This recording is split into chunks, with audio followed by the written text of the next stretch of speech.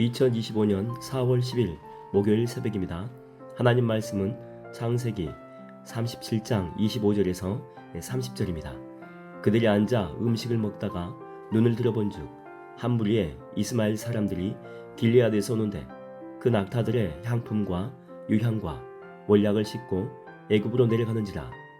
유다가 자기 형제에게 이르되 우리가 우리 동생을 죽이고 그의 피를 덮어둔들 무엇이 유익할까? 자, 그를 이스마엘 사람들에게 팔고 그에게 우리 손을 대지 말자.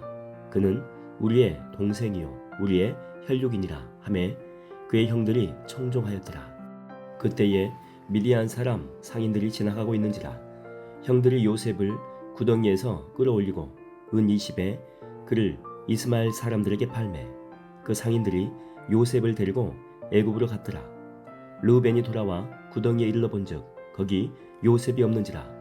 옷을 찢고 아우들에게로 되돌아와서 이르되 아이가 없도다. 나는 어디로 갈까? 하나님 말씀을 증거하겠습니다. 요셉의 형들은 요셉을 웅덩이에 가두고 이제 밥을 먹고 있었죠. 근데 우연인지 그때 마침 이스마엘 상인이 지나갔습니다.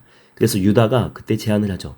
차라리 동생을 죽여가지고 우리 손에 피를 볼 필요가 뭐가 있느냐. 그럴 바에는 차라리 이스마엘 상인에게 팔자라고 제안을 합니다.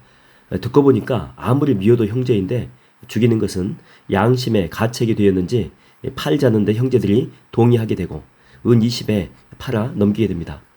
만일 이스마엘 상인이 그때 그곳을 지나가지 않았다면 요셉은 아마 그대로 죽었을 것입니다. 나중에 요셉은 보디발의 집에 팔려가게 되고 그곳에서 열심히 섬겼는데 보디발의 그 아내의 모함 때문에 감옥에 가게 되죠. 한참 이 감옥에서 수감 생활을 하는데 그 감옥에 정치범으로 몰린 두 사람, 그러니까 술 맡은 관원장과 떡 맡은 관원장이 갇히게 됩니다. 그리고 이들은 꿈을 꾸게 되고 이들의 꿈을 요셉이 해몽을 해주게 됩니다. 그리고 나중에 이제 술 맡은 관원장이 이제 복직이 되거든요. 그 후에 요셉을 파라오, 바로한테 청구하게 되죠. 그러니까 만약에 감옥에 있을 때 바로 이때 떡 맡은 이 관원장이나 술 맡은 관원장이 들어오지 않았다면 아마 요셉은 평생 감옥에 있다가 그냥 그곳에서 죽었을 것입니다. 그렇다면 여러분은 확실합니다. 요셉이 물 웅덩이에 빠져 있을 때 그 옆을 이스마엘 상인이 지나간 것도 마찬가지고 그리고 감옥에 있을 때 술 맡은 관원장이 감옥에 들어온 것도 마찬가지. 하나님이 미리 보고 계시다가 정확한 타이밍에 그들을 요셉에게 보내셨다라고 하는 것입니다. 우연이 아니고 하나님의 계획하심이었다라고 하는 거죠. 하박국 2장 3절을 보게 되면 다음과 같이 나옵니다. 쉬운 성경으로 보게 되면 이것이 지금 당장 이루어질 것은 아니지만 이루어질 때가 정해져 있으니 그때가 분명히 올 것이며 반드시 이루어질 것이다. 비록 더딜지라도 기다려라. 지체되지 않고 그때가 올 것이다. 그러니까 여러분 하나님은요 실수하지 않으신다라고 하는 거예요. 하나님 보실 때 우리에게 가장 적합하고 적절한 타이밍을 미리 하시고 그 시간에 적절한 사람을 우리 가운데 보내주신다라고 하는 것입니다. 그러므로 현재 상황이 답답할지라도 믿음으로 인내하며 기다려 보십시오. 아브라함에게 천사를 보내셨듯이 또 모세에게는 직접 하나님이 찾아가셨듯이 여러분에게도 때가 되면 하나님의 축복의 메시지가 반드시 임할 줄로 믿습니다. 이제 드디어 요셉은요 애굽, 그러니까 이집트로 들어가게 되죠. 노예로 들어갑니다. 노예로. 그가 꾼 꿈과는 점점 더 이게 멀어지는 그런 상황입니다. 성공이 아니라 실패자의 모습으로 전락하는 상황이죠. 형님들도 요셉의 꿈을 이제 개꿈으로 만들었잖아요. 나름 흐뭇해했을지도 모르겠습니다. 지가 우리 위에 군림한다고 웃기고 있네. 그러면서 아예 밑바닥까지 내동댕이 쳐버린 거죠. 그리고 이제 형님들은 이로부터 22년간 요셉의 존재를 잊고 삽니다. 노예로 살다가 죽도록 일하다가 죽었겠지. 그게 끝이었죠. 근데 우리가 알다시피 22년 후에 요셉의 나이 39살이 되었을 때 그들은 요셉 앞에 무릎 꿇고 절하기까지 하게 됩니다. 형님들은 요셉에게 주신 하나님의 꿈을 없앴다라고 생각했거든요. 그러나 하나님의 꿈은 약속은 하나님의 계획은 사라지지 않고 없어지지 않고 그대로 이루어졌다라고 하는 것입니다. 계시록을 이렇게 보게 되면 아마겟돈 전쟁 이후에 사탄은 무저갱에 잠깐 갇히게 되죠. 그 후에 천년 왕국이 지나가게 되고 그 다음에 사탄이 잠깐 풀려납니다. 그런 후에 인류의 그 마지막 전쟁으로 보는 곡과 마곡의 전쟁이 나옵니다. 곡과 마곡이 온 천하에 사악한 무리들을 다 모아요. 그래서 하나님의 군대하고 전쟁하는 그런 모습이 나오죠. 그 수가 얼마나 많냐면 바닷가의 모래처럼 많다라고 나옵니다. 온 세상이 전부 다 이 곡과 마곡편에 다 붙은 거죠. 그래서 하나님의 백성들을 겹겹이 포위한 상태가 됩니다. 이제 공격 명령 한 번이면 끝장나는 것입니다. 하나님의 나라가 이루어지기는커녕 마귀의 나라가 득세할 것 같은 그런 상황이죠. 마치 우리나라 그 인천 상륙작전 그 전의 상황과 비슷하죠.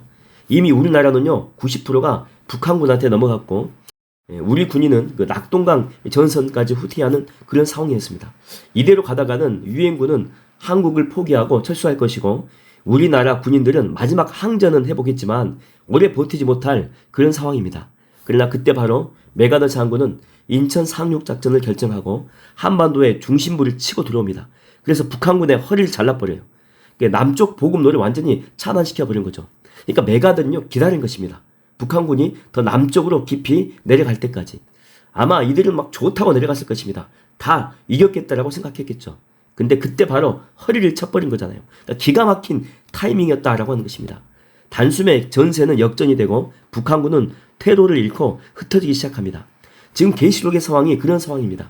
온 세상이 전부 다 마귀 편 들고 있고 이 소수의 예수 그리스도를 믿는 이 무리들만이 항전을 해보는데 이 계란으로 바위치기와 똑같습니다. 이제 패하는 것은요 시간 문제거든요. 근데 바로 그때 갑자기 하늘에서 막 불이 내려옵니다. 그래서 엄청나게 많은 수많은 적군을요 순식간에 다 불태워버리고 우두머리는 불과 유황으로 타는 못에 던져버리죠. 그러니까 하나님은요 기다린 거예요.